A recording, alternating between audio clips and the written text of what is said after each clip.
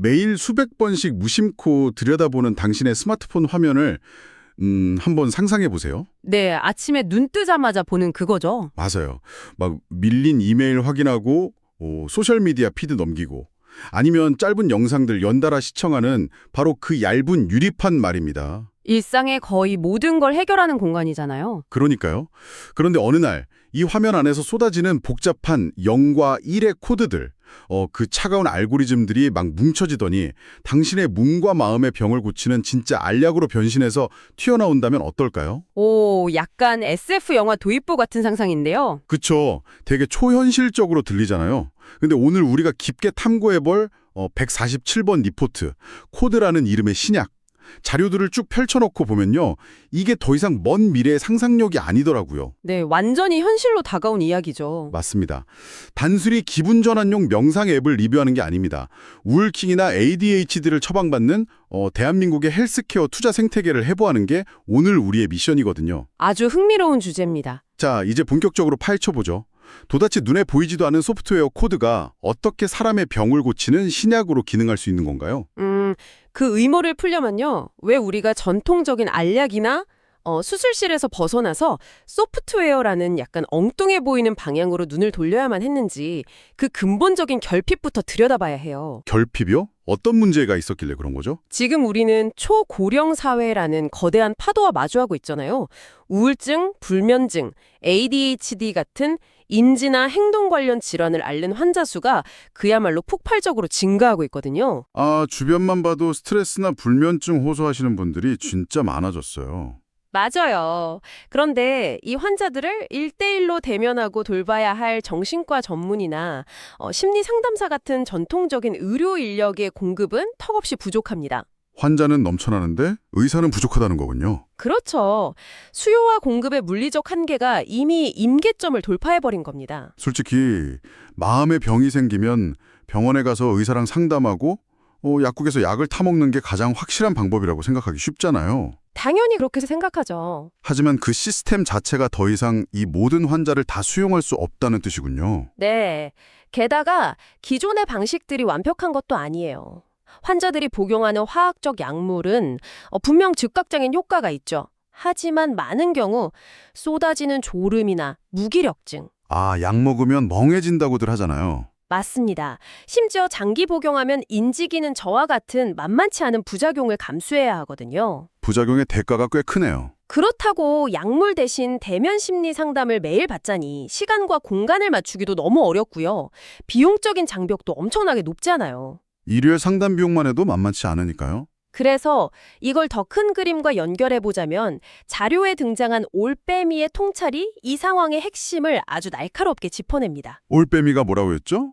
화학적 알약이 해결하지 못한 빈틈을 디지털 알고리즘이 메우고 있다고 했어요. 아, 빈틈을 메운다. 네, 즉 제약 산업의 근본적인 밸류 체인이 과거처럼 새로운 분자 구조를 합성해내는 하드웨어 중심에서 인간의 인지와 행동 패턴 자체를 교정하는 알고리즘 중심으로 거대하게 이동하고 있다는 뜻입니다.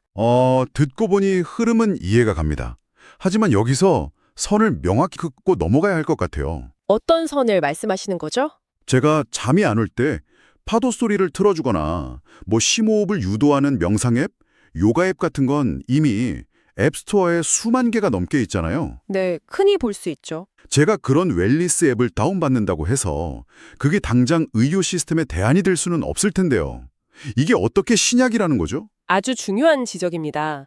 그 차이를 아는 게 핵심이거든요. 당신이 마트나 인터넷에서 쉽게 구매할 수 있는 비타민 젤리가 웰니스 앱이라면요. 비타민 젤리요? 네.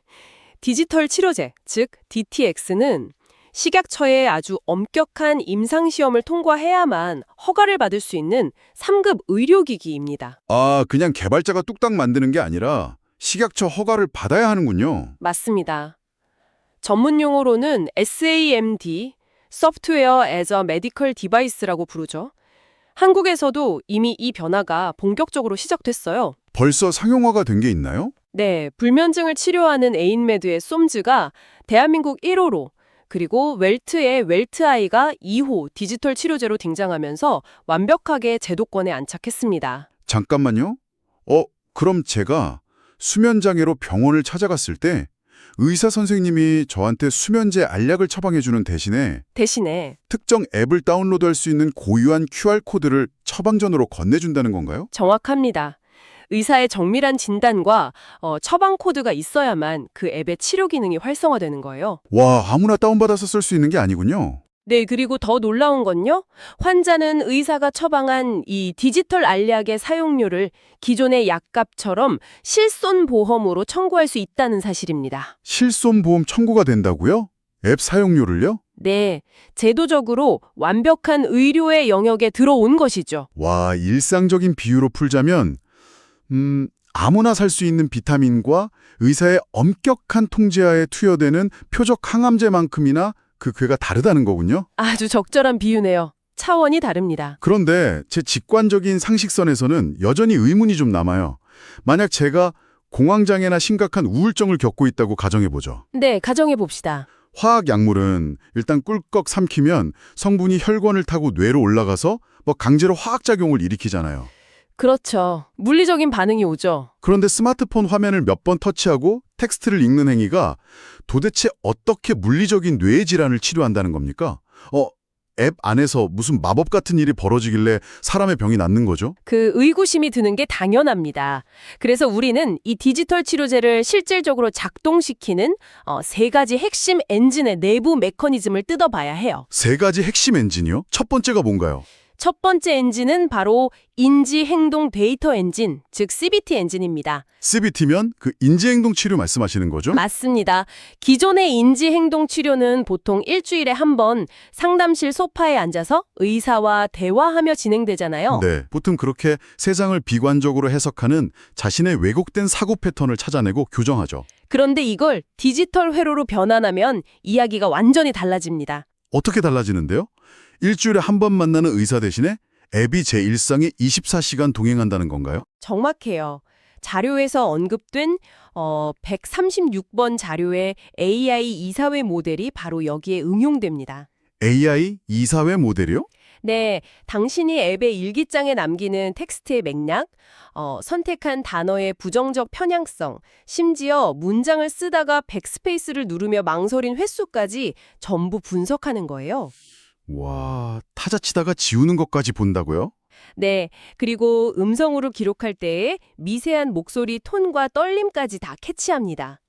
여러 AI 에이전트들이 당신의 데이터를 실시간으로 다각도로 분석하는 거죠. 소름 돋게 정밀하네요. 그럼 그걸 분석해서 어떻게 하는데요? 우울증 환자가 스스로 인지하지 못하는 왜곡된 감정의 패턴을 즉각적으로 찾아내서 지금 이 순간 환자의 뇌회로를 정상 궤도로 돌려놓기 위해 가장 적합한 맞춤형 감정 피드백과 미션을 투여하는 겁니다. 아, 그냥 정해진 매뉴얼대로 힘내세요, 심호흡을 하세요 이렇게 띄워주는 멍청한 챗부 수준이 전혀 아니군요. 비교가 안 되죠. 완전히 개인화된 실시간 피드백이니까요. 그런데 사람마다 우울증의 원인도 다르고 회복되는 속도도 천차만별이잖아요. 화학 알약은 누구에게나 10mg이면 똑같은 10mg이 들어가는데 만약 앱이 일괄적인 미션을 준다면 금방 한계에 부딪힐 것 같은데요. 그래서 두 번째 엔진이 필요한 겁니다. 바로 개인화 적응 로직이 핵심적인 역할을 하죠. 개인화 적응 로직이요? 그게 어떤 건가요? 이 소프트웨어는 획일화된 처방을 내리지 않습니다. 내부적으로 아주 고도화된 강화학습 알고리즘을 사용하거든요. 아, 머신러닝의 그 강화학습이요? 네, 맞아요. 당신이 오늘 주어지는 인지과제를 수행하는 속도, 정답률, 혹은 앱을 사용하면서 변화하는 스트레스 지수를 실시간으로 계산해요. 제 반응을 계속 평가하는 거군요. 그렇죠. 그리고 그 결과에 따라 내일 당신에게 주어질 치료의 난이도나 방식을 완전히 새롭게 재설계합니다. 아, 머릿속에 이미지가 확 그려지네요. 제가 맞춰야 할 퍼즐 조각들이 제 오늘의 컨디션이나 실력에 맞춰서 실시간으로 크기와 모양을 막 바꾸는 느낌이에요. 오, 정확한 이미지예요. 기존의 화학 약물이 한번 쏘고 나면 궤도를 수정할 수 없는 재래식 포탄이라면 이건 타겟이 움직일 때마다 스스로 궤도를 수정해서 명중시키는 정밀 유도탄 같은 거군요. 와, 훌륭한 비유입니다. 나에게 딱 맞는 치료, 최적점을 기계가 알아서 찾아가는 거죠. 진짜 놀랍네요. 그럼 세 번째 엔진은 뭔가요? 자, 그런데 여기서 방금 말씀하신 그 정밀 유도탄이 심리적인 데이터만으로는 한계가 있거든요. 그래서 세 번째 엔진은 바이오 피드백 루프입니다. 심리적인 데이터 이상의 무언가가 필요하다고요? 생각해보니 기분이나 감정이라는 게 온전히 뇌의 심리적인 작용만은 아니잖아요. 그렇죠. 몸의 상태랑 직결되어 있으니까요. 맞아요. 제가 어제 스트레스를 막 받아서 달콤한 디저트를 잔뜩 먹고 났더니 갑자기 극도로 우울해지거나 짜증에 솟구친 경험이 있거든요. 누구나 그런 경험 한 번쯤은 있죠. 이런 생물학적인 원인, 즉 내 몸의 화학적 변화 앞에서는 아무리 똑똑한 알고리즘이 텍스트로 위로를 건네도 별 소용이 없을 것 같은데요. 완벽하게 핵심을 짚으셨습니다. 바로 그 생물학적 장벽을 넘기 위해서 소프트웨어가 외부 디바이스와 결합하는 겁니다. 스마트워치 같은 거랑 연결하는 건가요? 네, 스마트워치나 스마트링 같은 웨어러블 기기를 넘어 최근에는 143번 자료에 나왔던 연속 혈당 측정기, 즉 CGM의 실시간 데이터까지 앱으로 연동시킵니다. 아, 혈당 데이터까지요? 네, 흔히 우리가 당 떨어진다 이렇게 표현하잖아요. 혈당 스파이크가 급격히 치솟았다가 떨어질 때 우울감이나 불안감이 극도로 증폭될 수 있거든요. 와, 기술이 제 혈당 수치까지 실시간으로 체크해서 기분 변화의 진짜 원인을 찾아낸다는 거군요. 맞습니다. 환자의 기분 변화가 순수한 심리적 요인인지 아니면 혈당 저하 같은 생물학적 요인인지 분리해내고 통제하는 거죠. 이거 진짜 철저하네요. 그런데 여기서 자료에 등장한 사슴의 설계 철학을 주목해야 합니다. 서슴이 어떤 통찰을 남겼죠? 사슴은 이렇게 말해요. 치료의 본질은 기술의 우수성이 아니라 환자가 끝까지 완수하게 만드는 수능도에 있다라고요. 저는 바로 그 수능도라는 단어에서 치명적인 허점이 보이는데요. 어떤 허점이죠? 솔직히 말해서 아무리 비싸고 좋은 헬스장 회원권을 끊고 유명한 PT 선생님이 완벽한 식단과 운동 루틴을 짜줘도 제가 헬스장에 안 나가고 식단을 안 지키면 아무 소용이 없잖아요. 뼈 때리는 말씀이네요. 맞습니다. 앱도 마찬가지 아닐까요? 아무리 혈당을 체크하고 훌륭한 퀘스트를 줘도 환자가 아유 귀찮아 하고 알림을 꺼버리거나 지루해서 앱을 삭제해버리면 수백억 들여서 만든 치료 알고리즘이 한순간에 증발해버리는 거 아닙니까? 그게 가장 큰 리스크죠, 사실. 화학 약물은 일단 내 의지와 상관없이 위장에서 녹아서 작용하지만 앱은 철저히 환자의 그 얄팍한 의지에 기대고 있다는 게 너무 위험해 보여요. 기업들도 그게 가장 뼈아픈 리스크라는 걸 너무나 잘 알고 있습니다. 그래서 이들은 게임화, 즉 게이미피케이션 요소를 도입하는 수준을 넘어섭니다. 게임처럼 재밌게 만드는 걸로 부족하다는 건가요? 네, 환자의 일상 깊숙이 개입하는 강력한 보상과 압박 체계를 설계하죠. 예를 들어서 주어진 인지교정 미션을 연속으로 달성하면 다음 달 실손보험료가 할인되는 강력한 금융적 보상을 연결합니다. 와, 보험료 할인이요? 그건 진짜 확실한 동기부여네요. 게다가 환자의 앱 접속 시간과 성취도가 주치의의 진료실 대시보드에 실시간으로 연동되게 만들어요. 그러면 다음번 병원 진료를 갔을 때 의사 선생님이 이번 주에는 앱 접속률이 20%밖에 안 되시네요. 미션을 안 하시면 치료 효과가 없습니다. 라고 직접적으로 압박을 가할 수 있는 환경이 되는 거군요. 그렇죠. 의사 선생님 눈치가 보여서라도 하게 되는 구조죠.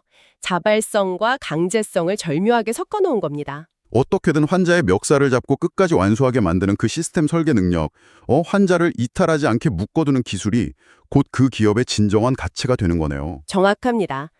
자, 그럼 기술이 환자를 고치는 메커니즘을 넘어섰으니 이제 거대한 비즈니스와 자금의 흐름을 쫓아가 봐야겠죠. 네. 전통적인 거대 제약사들은 신약 하나 개발하는데 막 수조 원을 쏟아붓고 10년이 넘게 걸리잖아요. 이런 소프트웨어 스타트업들이 의료시장에 진입하는 걸 제약사들이 그냥 두고만 보진 않을 텐데요. 흥미롭게도 거대 제약사들은 이들을 적대시하기보다 적극적으로 품에 안고 있습니다. 지금 제약산업의 밸류체인이 거대하게 재편되고 있거든요. 품에 안는다고요? 왜죠? 기존 거대 제약사들이 엄청난 위기 상황이기 때문이죠. 과거 막대한 수익을 올려주던 블록버스터급 화학 약물들의 특허는 줄줄이 만료되고 있고요. 특허가 끝나면 복제약들이 쏟아지니까요. 맞아요. 새로운 화학 분자 구조를 찾아내는 비용은 천문학적으로 치솟았고 실패 확률도 너무 높습니다. 이 돌파구를 마련하기 위해 그들이 선택한 것이 바로 유망한 디지털 치료제 기업들의 파이프라인을 아예 사들이는 라이센스인 전쟁입니다. 제약사가 소프트웨어의 판권을 사들인다? 그럼 수익 구조는 어떻게 돌아가나요? 우리가 앱스토어에서 10,000원 주고 프리미엄 버전을 결제하듯 환자들 주머니에서 직접 돈이 나오는 건가요? 그런 B2C 모델은 아주 파편적인 초기 형태에 불과해요. 진짜 거대한 현금 흐름은 B2G, 즉 국가의 건강보험 수가 체계에 편입되면서 정부 차원의 예산이 투입될 때 발생합니다. 국가 예산이 들어온다면 스케일이 다르네요. 그리고 B2B 시장도 있죠. 거대 기업들이 자사 임직원들의 번아웃이나 우울증 같은 정신건강 관리를 위해서 이런 솔루션을 단체로 구독하고 구매할 때 큰 수익이 납니다. 기업 복지 차원에서 앱을 단체 구독한다는 거군요. 네. 하지만 이 모든 걸 압도하는 가장 무서운 고부가 가치의 수익 모델은 따로 있습니다. 바로 RWE, 실사용 증거 데이터 판매입니다. 데이터 판매요? 혹시 빅테크 기업들이 우리가 검색창에 입력한 키워드나 유튜브 시청 기록을 분석해서 광고주에게 팔아넘기며 천문학적인 돈을 버는 구조로 말씀하시는 건가요? 완벽하게 같은 논리입니다. 다만 그 대상이 우리의 생화학적 반응이라는 게 다를 뿐이죠. 생화학적 반응을 판다고요? 특정 우울증 약이나 수면제를 복용했을 때 환자의 기분 변화, 심박동의 변위, 수면 패턴이 일상생활 속에서 실시간으로 어떻게 변하는지에 대한 수만 명의 마이크로 데이터. 이게 핵심입니다. 아, 제약사 입장에서는 그 데이터가 엄청나게 탐나겠네요. 한금광맥이나 다름없죠. 제약사들이 다음 세대의 신약을 개발하거나 기존 약물의 효능을 입증할 때 임상시험에 들어가는 천문학적인 시간과 비용을 획기적으로 줄여주니까요. 와, 단순한 처방 앱이 아니라 인간의 생체 반응 데이터를 묶어서 파는 비즈니스로 진화한 거군요. 맞습니다. 그래서 기존의 바이오 제약 투자의 공식이 여기서 완전히 무너지는 겁니다. 보통 신약 관련 주식이나 투자를 볼 때 임상 3상을 성공적으로 마쳤다. 미국 FDA 승인을 받았다. 이러면 그때가 성공의 정점이자 수익 실현의 타이밍이라고 생각하잖아요. 기존에는 그랬죠. 그런데 이 소프트웨어 치료제는 임상 성공 뉴스가 끝이 아니라 진짜 가치 있는 데이터를 수집하기 위한 거대한 여정의 시작일 뿐이네요. 그 흐름을 정확히 읽어내셨습니다. 자료에 나온 여우의 실전 팁을 명심해야 해요. 여우는 이렇게 경고하거든요. 임상 결과가 아무리 좋아도 의사가 진료실에서 처방 버튼을 누르기 쉬운 환경을 만든 기업이 궁극적으로 승리한다고요. 처방 버튼을 누르기 쉬운 환경이요? 생각해보니 제가 의사라도 그렇겠네요. 아무리 훌륭한 우울증 치료 알고리즘이 나왔다고 한들 진료실 컴퓨터에서 늘 쓰던 전자의무 기록, 즉 EMR 시스템과 그 앱이 매끄럽게 연동되지 않으면 굳이 번거롭게 처방할 이유가 없죠. 맞아요. 환자 한 명 보는데 3분도 안 걸리는 바쁜 진료 환경에서 굳이 다른 프로그램을 켜서 따로 로그인하고 복잡하게 처방전을 발급해야 한다면 저라도 안 할 것 같습니다. 현장의 핵심을 정확히 꿰뚫었습니다. 그래서 이 생태계에서 진정한 무기는 코딩 실력이 아니라 의료 현장 침투율이에요. 네, 서울대병원, 아산병원 같은 빅5 대형 병원의 기존 인프라와 얼마나 끈끈한 파트너십을 맺고 있는지, 그리고 145번 자료에 나온 다이나믹 보험과의 결합 시나리오처럼 건강보험 수가를 통해 환자 부담금을 얼마나 확 낮춰줄 수 있는지가 진짜 돈이 되는 핵심 지표인 겁니다. 자, 제가 이 상황을 한번 명쾌하게 정리해 볼게요. 도로 유통망에 비유해 보겠습니다. 네, 들어보죠. 어떤 천재 개발자가 혼자 골방에서 연비가 끝내주고 속도도 엄청나게 빠른 슈퍼카, 즉 혁신적인 앱을 만들었다고 치죠. 네. 그런데 기존의 대형 병원과 의료 시스템이라는 꽉 막힌 거대한 고속도로에 진입할 수 있는 하이패스 단말기, 그러니까 EMR 연동 기술이 없다면 톨게이트조차 통과할 수 없다는 얘기잖아요. 완벽합니다. 기술력이 1순위가 아니라 보수적인 기존 의료 시스템의 길목을 누가 먼저 선점하고 톨게이트를 장악하느냐의 싸움인 거죠. 결국 유통망 싸움이네요. 그렇죠. 그래서 영리한 기업들은 혼자 싸우지 않습니다.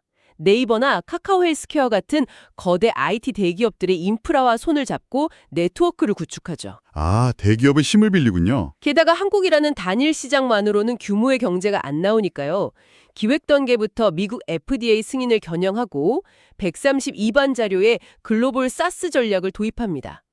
언어와 문화, 규제 장벽을 넘는 확장성을 미리 설계해둔 기업만이 살아남게 될 거예요. 와, 비즈니스 구조가 들을수록 아주 정교하네요. 하지만 투자자나 사용자 입장에서 분명히 확인해봐야 할 치명적인 지뢰밭도 존재할 텐데요. 당연히 리스크가 있죠.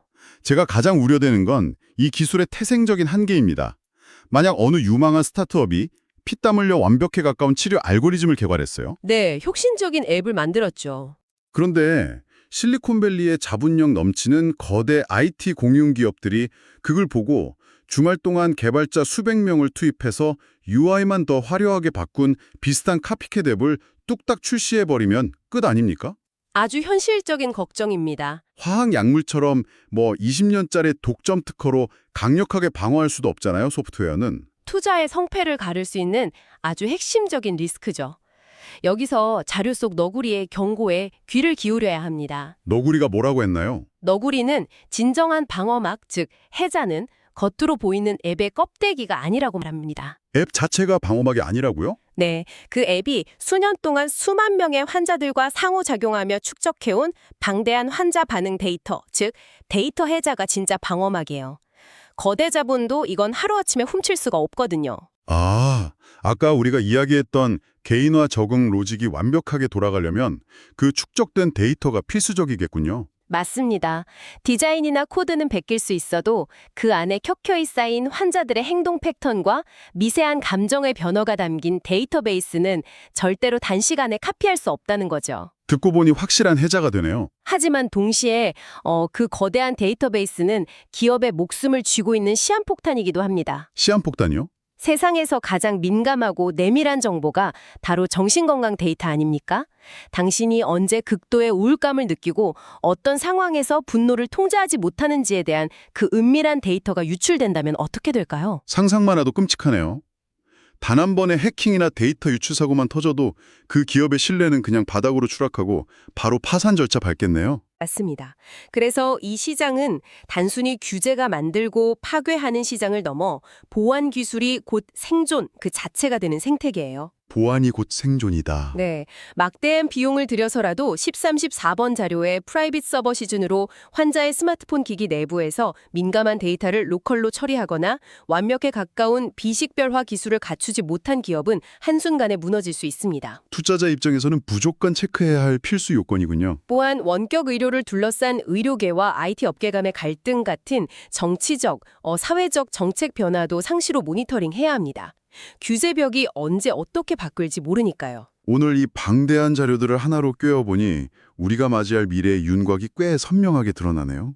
디지털 치료제는 단순히 신기한 최신 IT 트렌드가 아니었어요. 그럼요, 단순한 트렌드가 아니죠. 리포트에서 경고한 141번 자료, 120세 시대의 의료 파국을 막아내기 위해 우리 사회가 선택할 수밖에 없는 가장 효율적이고 현실적인 방어선이군요. 정확한 요약입니다. 동시에 헬스케어 투자의 패러다임이 어떤 화학 성분을 찾아낼 것인가의 시대에서 누가 어떤 양질의 생체 데이터를 선점할 것인가의 시대로 완벽히 넘어갔다는 사실을 확인했습니다. 네, 여러분의 손에 들려있는 스마트폰이 가장 정밀한 맞춤형 의료기기이자 거대한 자본의 흐름을 만들어내는 진원지가 되었습니다. 맞아요. 만약 이 거대한 변화의 물결을 그저 지켜보는 것을 넘어 직접 올라타고자 한다면 단순한 관망 이상의 행동이 필요합니다. 그렇습니다.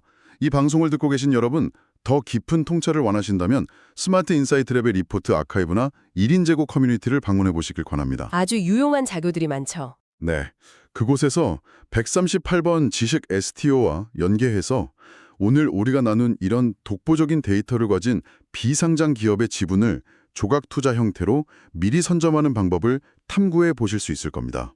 네, 좋은 기회가 될 겁니다. 물론 늘 강조하듯 이 모든 정보는 여러분의 깊이 있는 학습을 돕기 위한 참고 자료일 뿐이고요. 실제 투자의 최종 결정과 책임은 철저히 본인에게 있다는 점 잊지 마셔야 합니다. 투자라는 거창한 접근이 아니더라도요.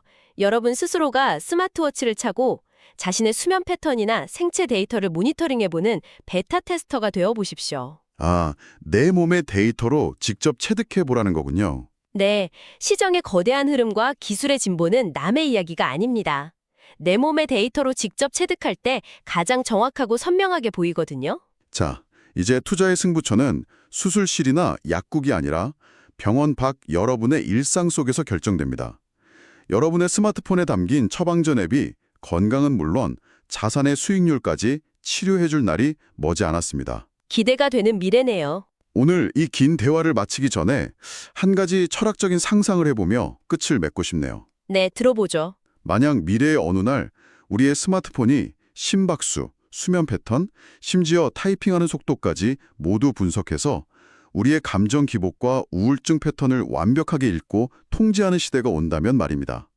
과연 우리의 정상적인 감정이라는 것에 대한 기준점은 도대체 누가 정하는 걸까요? 오, 꽤 묵직한 질문인데요. 때로는 슬프고 때로는 분노하는 자연스러운 감정의 파도조차 알고리즘이 교정해야 할 오류로 판단해서 억지로 평온하게 만들어버린다면 나는 오롯이 나 자신으로서 존재하는 걸까요?